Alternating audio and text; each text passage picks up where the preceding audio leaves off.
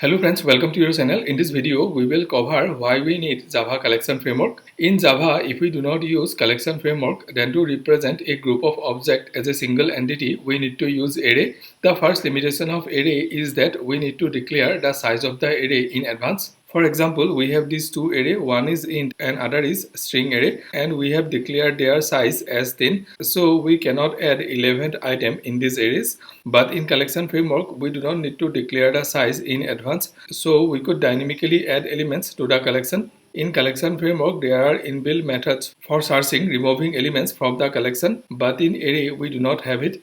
In array, we do not have default sorting mechanism, but in collection framework, we have. In collection framework, using particular class, we could remove duplicate elements from the collection, but in array, we do not have it. These are few examples why we need Java collection framework. Thank you for watching this video. I keep uploading videos like this regularly. If you like this video, please subscribe to the channel and like and comment in the video.